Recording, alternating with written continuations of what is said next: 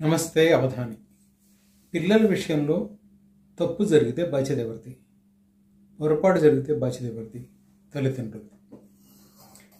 చాలా సందర్భాల్లో పిల్లల విషయంలో తల్లిదండ్రులు నిర్లక్ష్యంగా వ్యవహరించిన, పొరపాట్లు చేసిన, పట్టించుకోనితనంతో వ్యవహరించిన వాళ్ళని శిక్షించే చట్టాలు మన దగ్గర లేవు.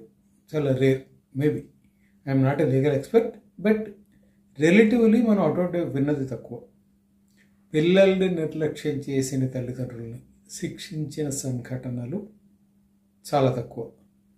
ఈ మధ్య తల్లిదండ్రులని నిర్లక్ష్యం చేసిన పిల్లలని కొద్దో గొప్ప దండిస్తున్నవి, లేదా వాళ్ళ తండ్రులు వాళ్ళు బాగా ఉన్నప్పుడు రాసిన ఆస్తులను మళ్ళీ వెనక్కి ఇప్పించేయడం లాంటి సంఘటనలు జరుగుతున్నాయి. కానీ నిర్లక్ష్యంగా వ్యవహరించిన తల్లిదండ్రుల మీద ప్రభుత్వాలు కఠినంగా వ్యవహరించిన సందర్భాలు చాలా తక్కువ. మొన్న వచ్చి ఒక చట్టం కూడా వచ్చింది అన్నారు. ఏదంటే పిల్లలు డ్రైవింగ్ లైసెన్స్ లేకుండా బళ్ళు నడిపితే, డ్రైవింగ్ లైసెన్స్ లేని పిల్లల చేత తల్లిదండ్రులు బళ్ళు నడిపిస్తే వాళ్ళకి తల్లిదండ్రులకు కూడా శిక్షలు వేస్తాము అని. సరే, అది వేసారా లేదని ఇప్పటికూ అయితే గమనించలేదు. మేబీ ఎక్కడైనా ఒకటి రెండు ఇన్సిడెంట్స్ రిపోర్ట్ అయ్యాయేమో నాకు తెలియదు. కానీ స్వీడన్లో రీసెంట్గా ఒక ఆలోచించదగిన ఒక కేసు, మరికి ఆలోచించదగినది ఆ దేశంలో ఒక సీరియస్ కేసు రిజిస్టర్ అయింది. అదేమిటంటే తల్లిదండ్రులు ఇద్దరికీ 8 నెలల జైలు శిక్ష పడింది. కారణం ఏమిటో తెలుసా? వాళ్ళ ముగ్గురు పిల్లలు పళ్ళు సరిగ్గా తోమట్లేదు, వాళ్ళ పిల్లలకి వీళ్ళు తోమట్లేదు, లేదా వాళ్ళ పిల్లలకి నేర్పట్లేదు, వాళ్ళ చేత సరిగ్గా తోవించట్లేదు, వాటెవరిటీస్. అంటే పిల్లల పట్ల తల్లిదండ్రులు నిర్లక్ష్యంగా, బాధ్యతారహితంగా వ్యవహరిస్తున్నారు. ఇది యాక్సెప్టబుల్ కాదు అని చెప్పి, సరే తల్లిదండ్రులు ఏదో దీంట్లో మా తప్పు లేదు, ఇది ఏదో డినై చేసేలేదో ఇది, కానీ okay, whatever it is. But they were imprisoned for 8 months for neglecting their children's health. దాన్ని అక్కడ క్రిమినల్ నెగ్లిజెన్స్ కింద పరిగణిస్తారట, యాజ్ పర్ స్వీడన్ యాక్ట్స్. అంటే పిల్లలకి, పిల్లల పెంపకానికి, పిల్లల దానికి చాలా అత్యధిక ప్రాధాన్యం ఇచ్చే దేశాల్లో స్వీడన్ ఒకటి.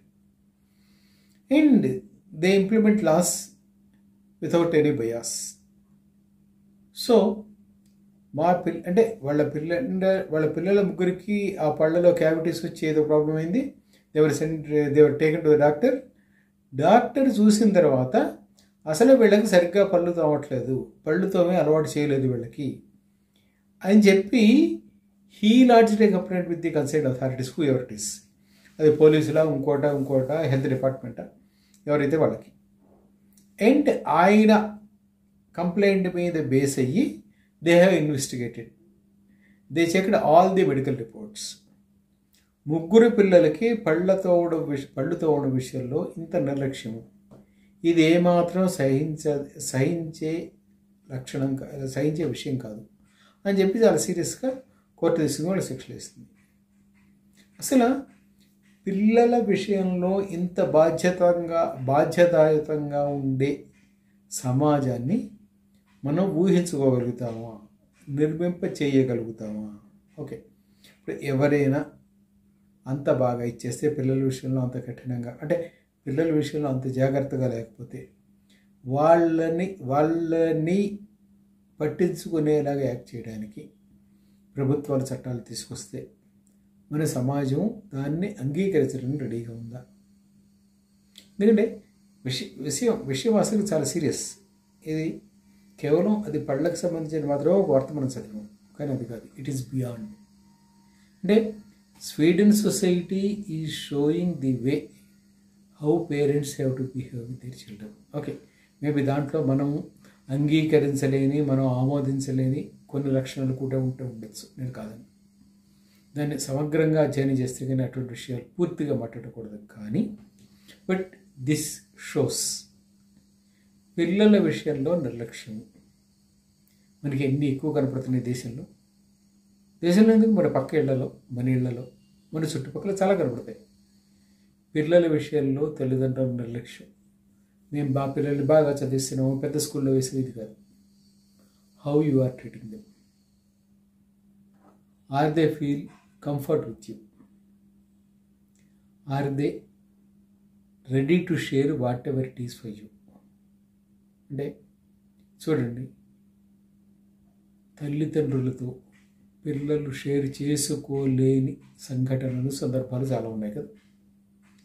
ఇవి తర్వాత తీవ్రమైన అంశాలుగా పరిణామం చెందుతాయి. మనం చాలా ఇళ్లలో చూస్తూ ఉంటాం.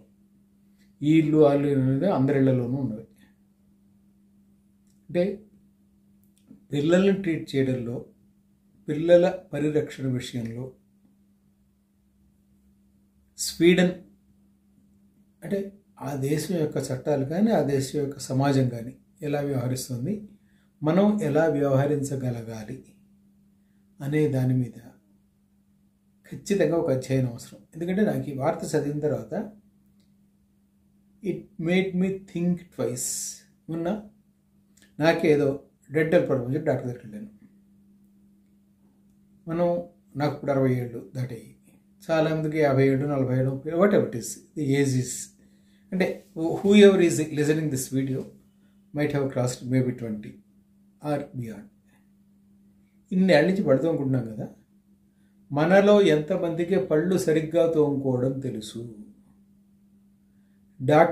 మొన్న ఒక డాక్టర్ని కలిస్తే డాక్టర్ చెప్తున్నారు, వెరీ ఫ్యూ నో. అసలు పళ్ళు తోముకోవడం ఇది అంటే 50 ఏళ్ళు 60 ఏళ్ళు అయిపోయి అదేమిటి అండి తెలీదు. అంటే మనకు తెలియని మనం పట్టించుకునే విషయాలు చాలా ఉన్నాయి. And this is one thing. ఇప్పుడు స్వీడన్ తీసుకున్న అంటే స్వీడన్ కోర్టు ఇచ్చిన శిక్ష వస్తువులు చాలా సరే అంటే అసలు ఇష్యూనే చిన్నది మన దృష్టిలో. As far as Indian society is concern, it is very small issue. It's not an issue at all as far as India is concern. But చూడండి, పిల్లల ఆరోగ్యము, ఆ విషయంలో మీ నిర్లక్ష్యము అంటే క్యాస్కేడింగ్ ఎఫెక్ట్. అంటే పిల్లలు ఆరోగ్యానికి గురైతే మీరు హాస్పిటల్ తీసుకెళ్తారు. If you admit them in government hospital, it cost the government maybe a lakh or 2, whatever it is. And who is responsible for that? We are responsible for their health, which impacts again on the government. చూడండి link. నిర్లక్ష్యం మీది, అనారోగ్యం పిల్లవాడికి, వెళ్ళేది హాస్పిటల్కి, government హాస్పిటల్కి, treat చేసేది అక్కడ డాక్టర్సు, బర్డెన్ గవర్నమెంట్కి. This is a circle. అంటే to avoid this large circle, they are taking the first step, not to neglect your child. బాగుంది కదా. And I hope this is one of the issues which everybody needs to focus.